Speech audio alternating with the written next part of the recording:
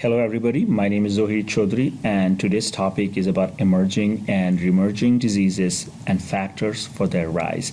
In this case, the focus is on vector-borne diseases and zoonotic diseases. So what is emerging and reemerging infectious diseases? This term refers to infectious diseases that are caused by either apparently new agents or by known agents that occur in locales or species that previously did not appear to be affected by these known agents. So in short, essentially, if a disease has not occurred before, but we are encountering this disease for the first time, that would be an emerging disease. Same time, if we see a disease that was occurring before but we didn't know about it, for example, maybe in the wild in animal population, but we didn't discover it, we are just now seeing it in humans, in that case, this is also be an emerging disease. On the other hand, if a disease was occurring in one location, for example, for the case of malaria in the US, and if it is reappearing again because of climate change or travel or other factors, then this reappearing disease in the same location would be a reemerging infectious disease. In here you can see a global map of various places where emerging and reemerging infectious diseases are occurring. In here, you can see the number of deaths that has happened from the various emerging zoonotic diseases. To point out is the Spanish flu in 1918 and around that time frame that took away 15 million people, the life of 15 million people, and then from 1981 onward, HIV has taken more than 30 million people's lives. Over the past 3 decades, the incidence of emerging infectious diseases has risen in humans, with around 70% being zoonotic in nature and most being caused by viruses and drug-resistant pathogens. This has led to increased numbers of human fatalities. Influenza viruses that originate from birds account for an important proportion of this death, and recently many new zoonotic viruses that originate in bats such as Hendra virus, Nipah virus, and severe acute respiratory syndrome or SARS coronavirus have caused outbreaks with high mortality rates. The severe acute respiratory syndrome or SARS epidemic in 2003-2004 claimed more than 800 lives and cost the global economy over $80 billion. It was shown to have involved virus transmission from bats to cats to humans. In 2012, a novel coronavirus emerged in the Middle East, known as Middle East Respiratory Syndrome Coronavirus or MERS, with a 45% mortality rate for the 138 confirmed cases. Highly pathogenic H5N1 avian influenza virus has decimated poultry production in Asia and has claimed more than 350 human lives since 2003, with regular disease outbreaks continuing to occur. A new strain of influenza virus, H7N9, which has never previously been seen in humans, appeared in April 2013. Although this current strain of the avian influenza virus is not in a form that is able to transmit from human to human, there is still the possibility that it could mutate and trigger a serious pandemic. Over the past 2 decades, Hendra virus in Australia, Nipah virus in Malaysia and Bangladesh, and hemorrhaging fever viruses such as Ebola and Marburg, have emerged from bats through intermediate hosts such as horses and pigs to infect and kill humans. In here, we can see this in more detail. Essentially, at the center, we have the virus, and then around it, we have the host, which is asymptomatic, the natural host, and then we have an intermediate host in between that shows moderate to severe symptoms, and then we have the spillover host, which in this case is humans, that the symptoms is extremely severe that leads to death. And in here we can see the specific on the outside, the specific virus that is responsible for that type of disease. Let's try to understand what's going on in here. So we can see that many zoonotic agents cause little or no signs of disease in the natural host such as what we just talked about in the center. In this case, wild birds might present very little symptoms of the disease. However, moderate symptoms are shown in pigs or horses or poultry or camel, which is domesticated, and severe to humans. The terminal or spillover host, which in this case is human, host shows severe symptoms that can lead to high mortality.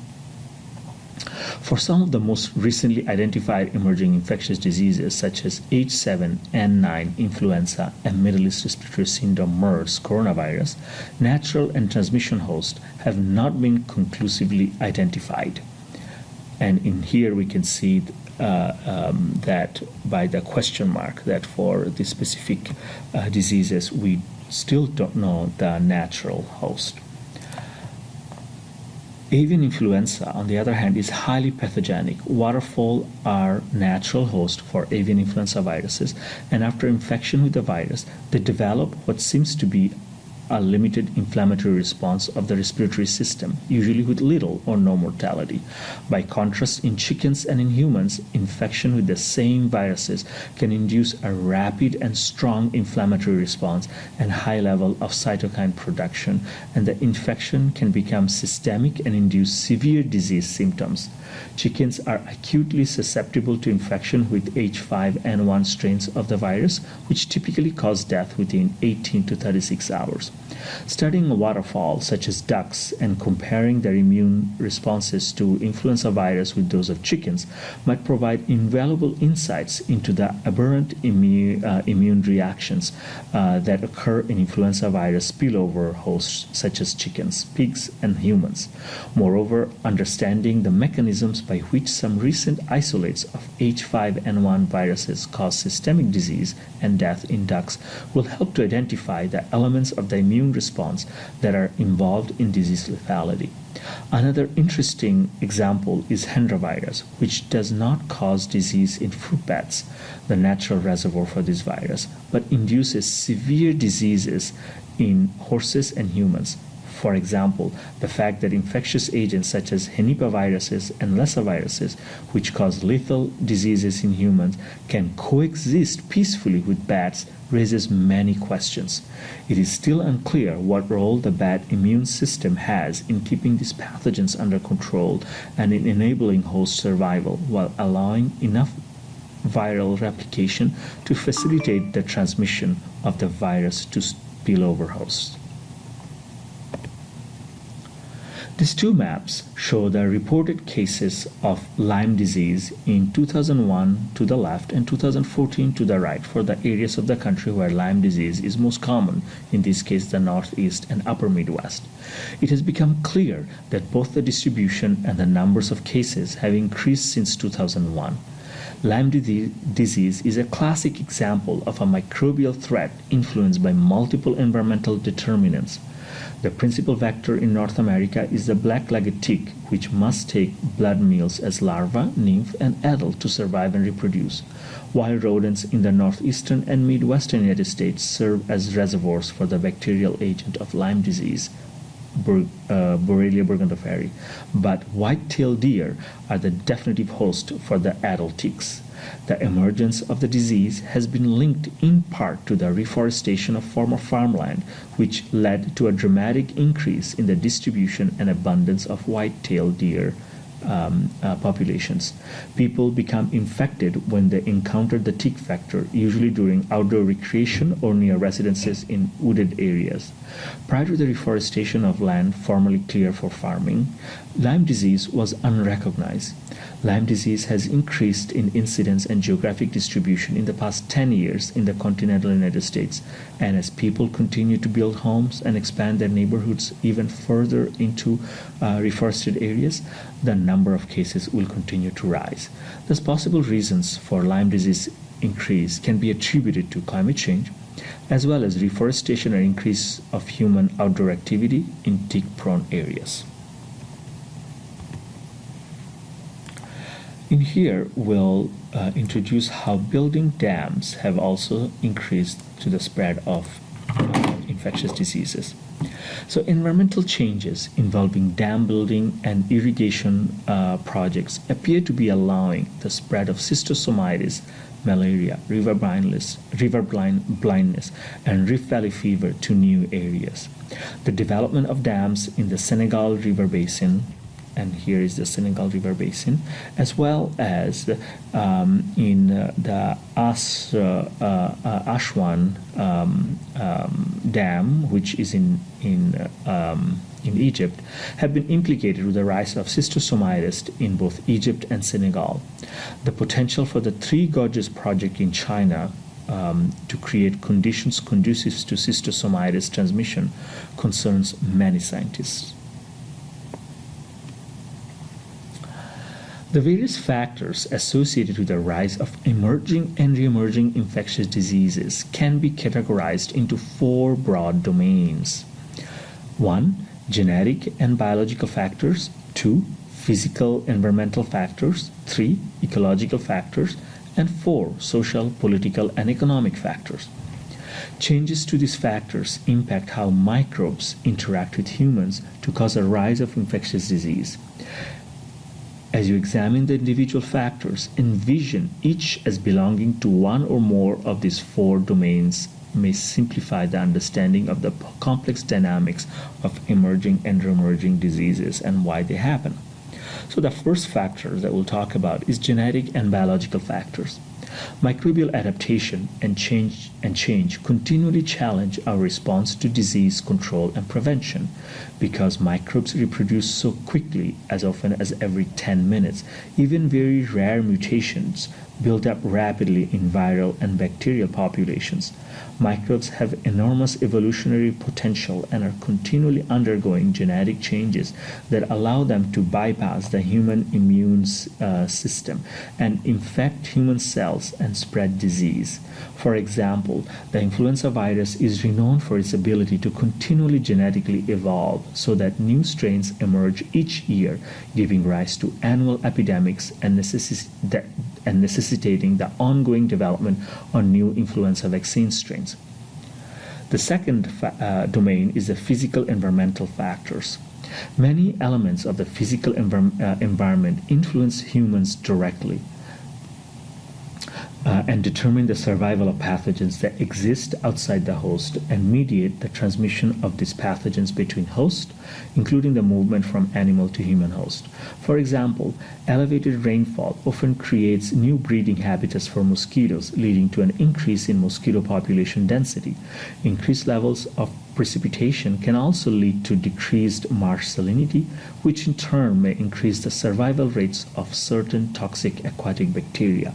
Likewise, the same factors can affect human behavior or exposure to infection by impacting outdoor activities, housing, the quality and quantity of food, and agriculture or other uses of the environment.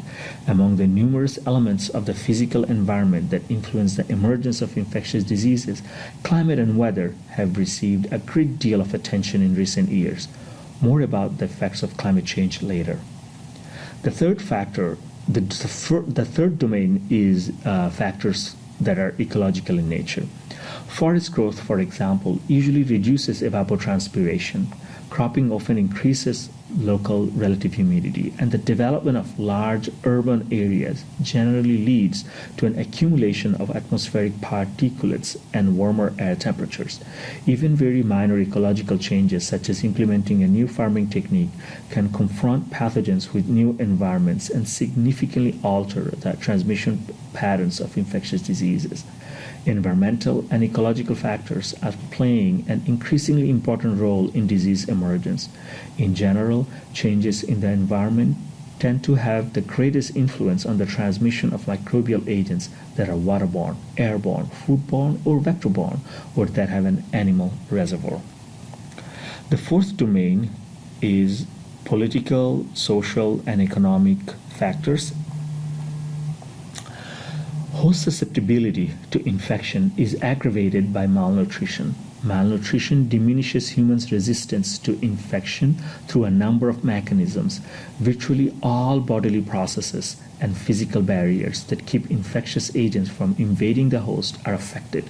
These include the skin, mucous membranes, gastric acidity, absorptive capacity, intestinal flora, cell-mediated immunity, phagocyte function, and cytokine production. A strong and consistent relationship has been found between childhood malnutrition and increased risk of death from diarrhea, acute respiratory infection, and possibly malaria. Malnutrition has risen as a result of population growth in the region, as well as natural disasters, wars, civil disturbances, and population displacement.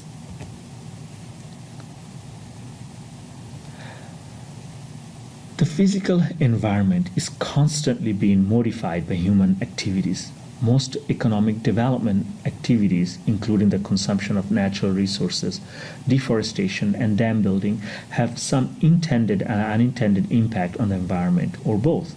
In the present context, it is important to note that a growing number of emerging infectious diseases arise from increased human contact with animal reservoirs as a result of changing land use patterns. Examples include increases in malaria following the clearing of land for rubber plantations in Malaysia, increases in schistosomiasis, malaria, and other infectious diseases following the Volta River project in Africa, increases in vector-borne diseases after the construction of new transportation routes in Brazil, the emergence of Lyme disease in the United States after the reforestation of abandoned farmlands in the Northeast. Even the emergence of HIV is believed to have been due to increased contact with non-human primates infected with the related simian immunodeficiency virus, or SIVs. Exposure to infected blood during the hunting and field dressing of animals and the preparation of primates made for consumption may have led to human infection with the HIV.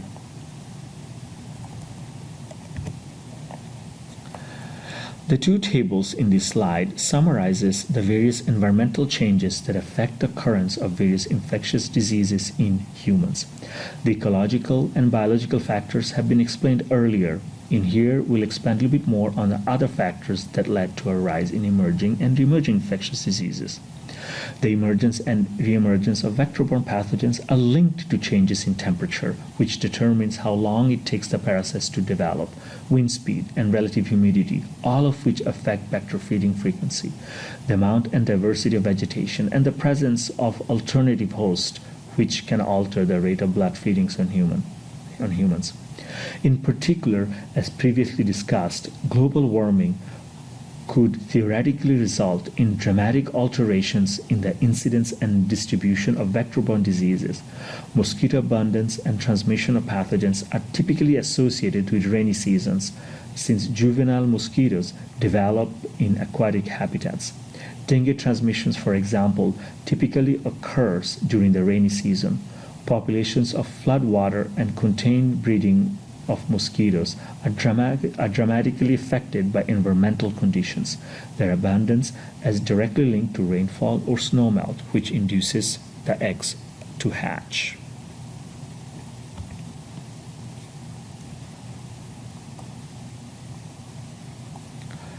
So in here we can see the direct climate change effects of disease vectors.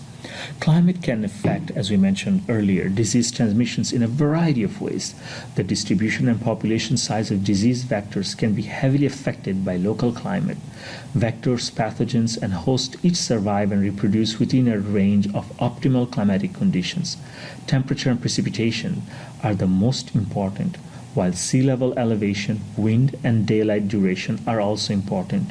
Rainfall can influence the transport and dissemination of infectious agents, while temperature affects their growth and survival. In addition, there is some evidence to suggest that pathogens can be spread from one region to another along airstreams or by wind. So let's do some quick concept checks. Since 1900, which two emerging zoonoses claim the most lives? That's correct. A, Spanish flu, H1N1, and HIV, which claimed together about 80 million people's lives. True and false. Many zoonotic agents cause little or no signs of disease in the natural host, such as in wild birds, but might present with disease symptoms ranging from moderate to severe to humans. True. True and false. Rainfall can influence the transport and dissemination of infectious agents, while temperature can affect their growth and survival. True. That's all for now.